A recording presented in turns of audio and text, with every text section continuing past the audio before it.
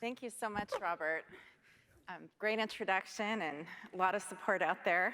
I feel very honored to be hosting this panel today because it's really the heart of the theme for this conference, the 29%, is men as allies. And I'm fortunate to have Andrew Swinand here from Burnett, as well as Justin Reyes from Omnicom.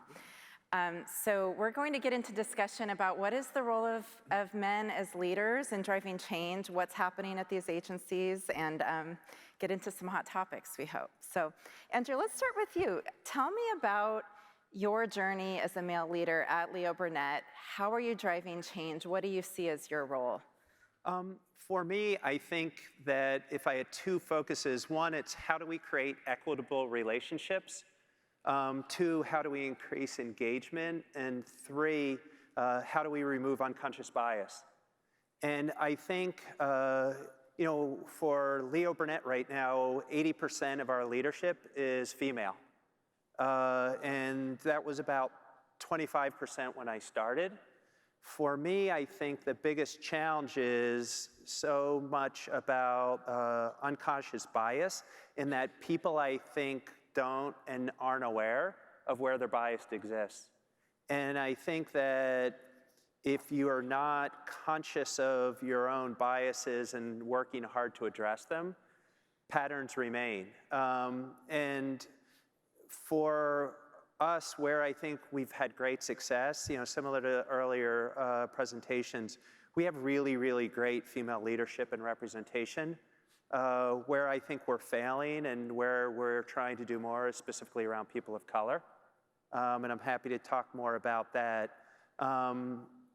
Lastly, in terms of engagement, we had done research recently where we actually created a graph of connectivity within the agency as a way to understand how people were engaged and how we were developing leaders. And what we were able to see is on the positive, women are connected, women are mentored, and women are engaged. What we found through the research is people of color were not. And for me, this is our focus, and this is the problem we need to solve. And to finish your question, why is this so important? If we live and die by our creativity, if we don't have differing points of view, if we don't have creative diversity, we'll fail, full stop. It's not only a personal imperative, but a business imperative, because we need distinct, unique, creative voices and points of view to basically make us better. That's awesome. There's so much in there that I want to come back to, but let's go to Justin. And tell us about your journey. You came from financial services to the agency world. How do you see your role in driving D&I? Yeah, so to look ahead, I generally look back. And so the short version is economics undergraduate, finance and management MBA, which makes perfect sense for D&I, right? I just think what happened is in this journey of really lending myself above and beyond to try to figure out, well, how do we drive equity across our organizations, and partnering with some amazing nonprofit organizations and really driving, really focused on specifically the development of women and people of color throughout the financial services landscape, awarded me an opportunity to pivot, about 10 years or so ago, after having spent 20 years in really hardcore investment banking and finance and analytics. But I think what it lends itself to is a mindset. And I tell people all the time, you're not the product of what you've done, but what you've learned. And so I lend this client relationship, this trusted advisor, this analytical mindset to this thing that can often be to many leaders nebulous as this diversity and inclusion thing. So what is KPI? What is an ROI? What does that look like? What does success look like, very simply? And I think that's where I find my strength, and really find in bringing people along and telling that story and that journey of this is why it matters, and this is why it matters to the bottom line, and this is why it matters to your clients, and this is why it should matter to you. that you drive that engagement. And so it's been a really amazing journey. And so, I just end with very simply thinking about my trajectory and how I got into doing diversity and inclusion, which I never thought I'd actually be doing. So every day, I get to show up at work and I get to change people's lives for the better. To me, that's a gift, and it's nothing I'd ever imagined that I would do. So I do it with great pride and great joy every single day. That's fantastic. Following up on something you just said about coming from a finance background, KPIs, metrics, data, what data do you track and share? What do you think is meaningful relative to progress? So I track everything. I mean, I'm the guy who can't go to the grocery store without an Excel spreadsheet. I am that guy. So, it's a measures of success. I think, when we look at the diversity and inclusion landscape, the D is real easy, right? How do we track against women and people of color and disabilities and veteran status? It's very, EEO focused, and it's important to us. And I think that we need to look and represent the consumers or the constituents upon which, in the areas in which we operate, and more so, as it was said earlier, it's a more global landscape. Everything from, engagement and what that looks like, culture and how we move the needle on culture, how people feel, what does that feel like to work with you or for you? Quick anecdote, I'd done a big body of work with the Hay Group, which is now part of Korn Ferry, which was around emotional social competency. So similarly, as Andrew was talking about unconscious bias, you can quantify how engaged people are and then measure the impact that has to your bottom line. So if 70% of what you feel every day is driven by how you feel working for your manager, that drives a 30% output in discretionary effort. So how is it every day that because you are heard, because you are valued, because you are rewarded and you are compensated in a way that you feel like you belong, how much more is that lending to your performance and therefore lending to the overall well-being and performance of the organization? So there are big and small things in there that I track, but when you don't view your function in D&I as a cost center, and you view yourself as a business driver, that maximizes on the opportunity and the benefit of your employees, I think that lends itself to any number of metrics that you can count to measure success. What if you could only have one?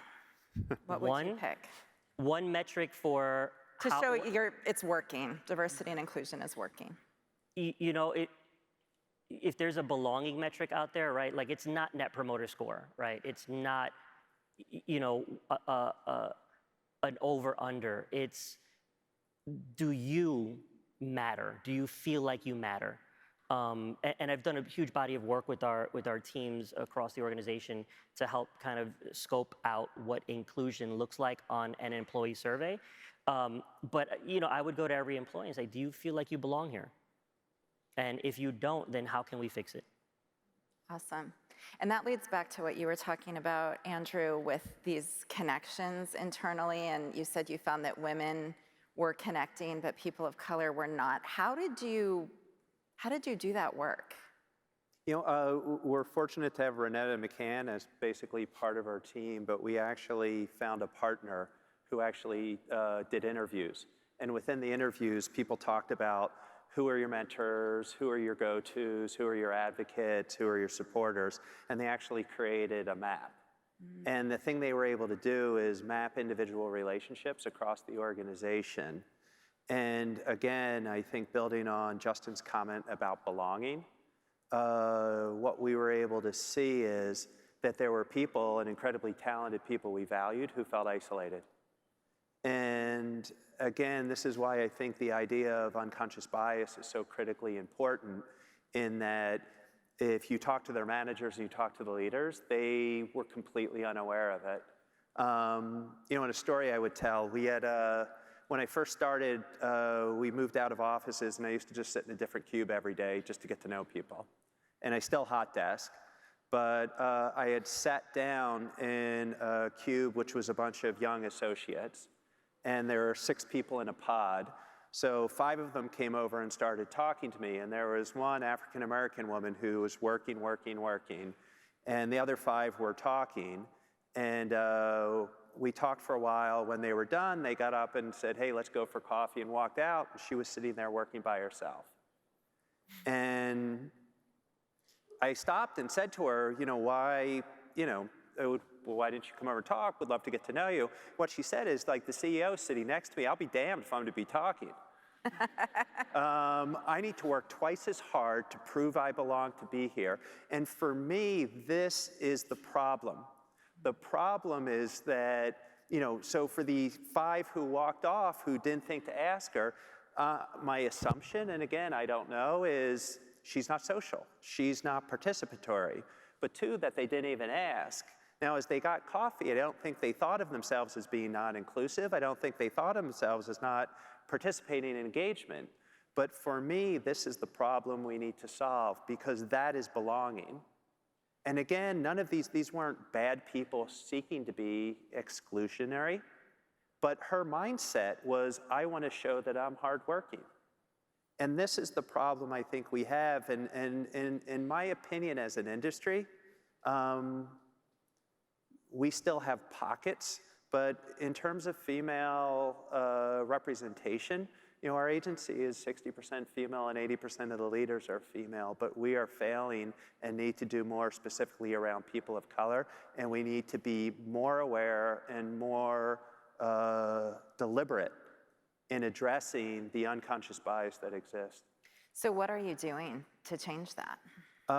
For me, one, it starts with just awareness and having the conversation. And I've shared with the agency in town halls that this is our focus. And again, it's controversial because people say that diversity and inclusion is broader. But for me, I think that in forming and identifying belonging, stating the issue and basically making sure people are aware is the first step. Secondarily, we're creating mandatory training and unconscious bias for all directors and above, and basically rolling that out across the organization. We've been actually doing a lot. We've created a number of employee resource groups across all different gender, ethnicity, and basically to ensure employees are represented. And then lastly, specific to the African American community, we have sat down and done one-on-one conversations so they feel heard. And lastly, we're working hard to identify high-performing individuals and basically accelerate them. We've done pay equalization across all creative strategy to ensure that there's no issues in terms of pay inequality. We're working with Chicago State University to basically create a feeder program of apprenticeships of people in color to create sustainable source of talent. That said, it's taking longer and it's hard and it's a heavy lift. But for me, the commitment is every day to try to make it a little bit better. And we've increased our numbers by 30%, but it's off a low base and it's not enough. Still impressive, though. Justin, how about Omnicom? Where do you see the greatest progress, and where do you feel you're still having challenges? I think it's a really interesting question, right? Like, what works, what doesn't work, how do you tweak? I think when I walked in, what I walked into was an organization that was ripe for change, an organization that needed the mindset, needed kind of my kind of framework to kind of contextualize diversity and inclusion. What worked was I had an employee base that was engaged, that was already fostering community. Like so I have pockets of employees across the country that I kind of keep myself honest with and pulse check with. And I just candidly say, what's working, what's not working, how do we tweak, how do we build this, is it authentic, does it resonate, is this something that you can leverage? So that tends to recalibrate. I mean, when you think about it, I came into the industry not even knowing what a creative was, right? And then I get to meet all of these amazing, dynamic, creative people, and now I view myself as a creative, so I'm one of y'all. Congratulations, you got one more. but it was just in my learning of the landscape, wondering and poking and prodding is like, well, why is this? Like, why are we doing what we do in the way that we do it? Change is hard. Andrew said change is hard. So to get people to shift a mindset over time and walk them along this journey of this is the importance and this is why we're doing what we're doing and this is why I need your support and advocacy and allyship and sponsorship along the journey. What I found was, I mean, we are, by nature of our business, as one of the few media companies here, the nature of the client work and the nature of how we're siloed and we're structured and we're client and team driven and you know, having these pockets of engagement or people on the same floor who don't know each other, or people from different floors in the same agency, different client accounts don't know each other.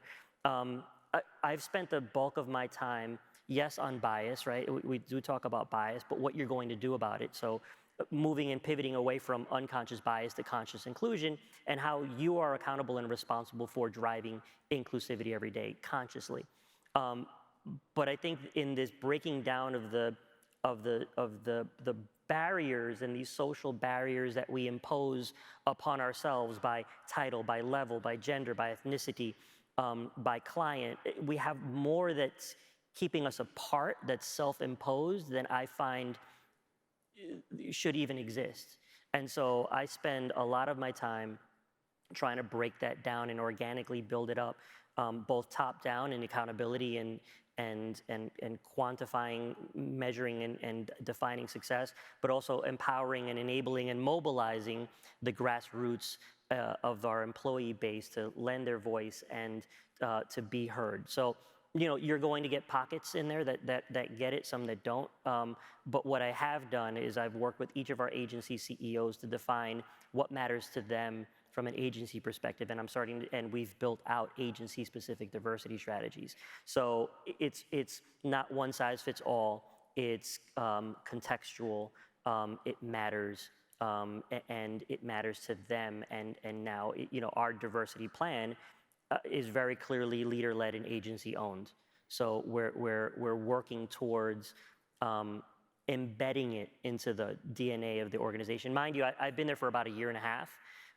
Now I joined in March of last year, and it's been an amazing experience. And I only wish that I honestly would have found media much sooner in my career. That's great. So let me ask you both, you don't have to answer this, but have you tried something relative to improving diversity or inclusion that has not worked? Because we always hear about the successes, but what are the failures? You know, we've been doing a lot and trying a lot, again, with people of color. And one of the things we found is, you know, we had started trying to recruit more African Americans from historically black colleges. And the thing we found is we have done well with recruiting people of color. We have not done well retaining people of color. And part of the reason we're looking at Chicago State University is we found you bring people from the South to Chicago. They don't have a network. The weather's different. It's pretty cold. But it's challenging. And I think part of it is just understanding the necessity for support systems. And within that too, it's like, how do you set people up for success? And again, I think we've created a mentorship program where we have strong mentors, but again, specifically to people of color, because we don't have the senior leadership, to have the models, to have the mentors, and to have the role models, you know, it's harder. It's a harder environment for people to come in. And again,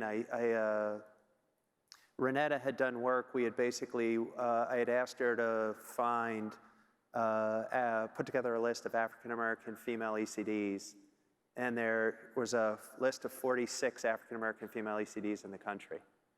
And for me, it was a sobering statistic in terms of the challenge we as an industry need to overcome in terms of growing, retaining, and mentoring leaders and strong and people of color, and how we as leaders need to lean in full force to create the change and basically inspire people to both come into our industry and stay in our industry, or we will fail. Thank you. I And think- thanks for your transparency. Do you have a failure you want to share? Yeah, I guess in the last couple of minutes, I think that we have. I think what's failed for me is what everybody else is doing. Like I think that diversity has been broken for 20 years. I think that, yes, we need these best practices, if you would, as a way to just try to provide equitable solutions to problems that we have in the workplace. But I think we've proven over time that if you're doing what everybody else is doing, it's like a C+, right?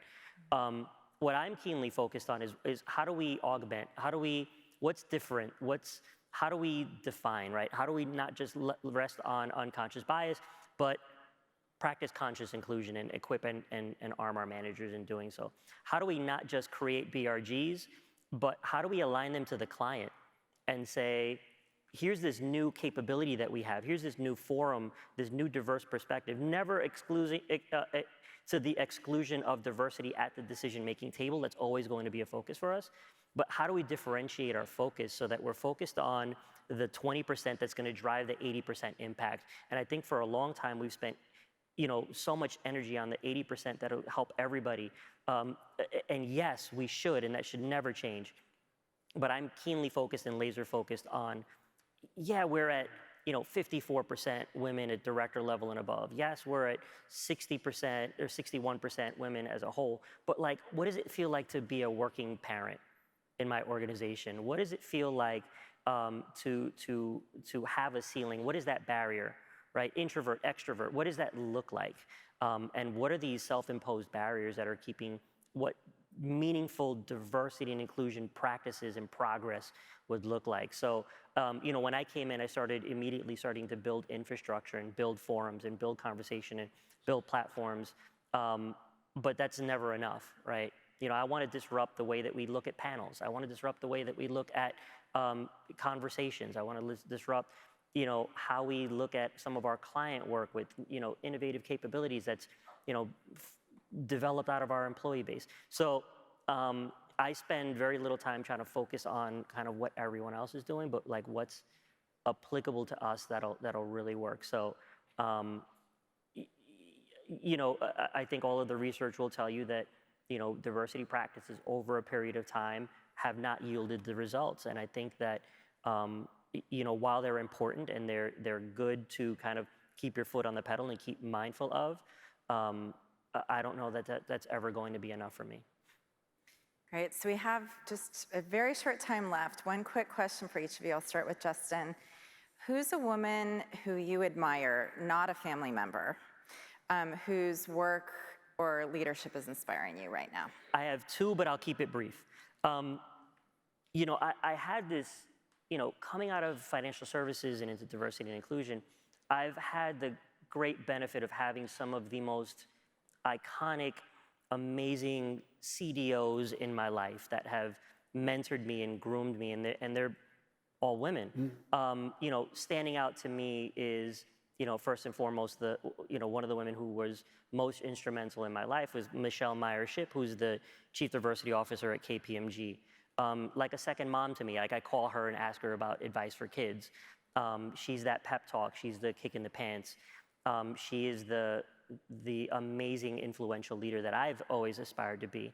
But then I think of the Tiffany R. Warren that I have. I see some clapping hands.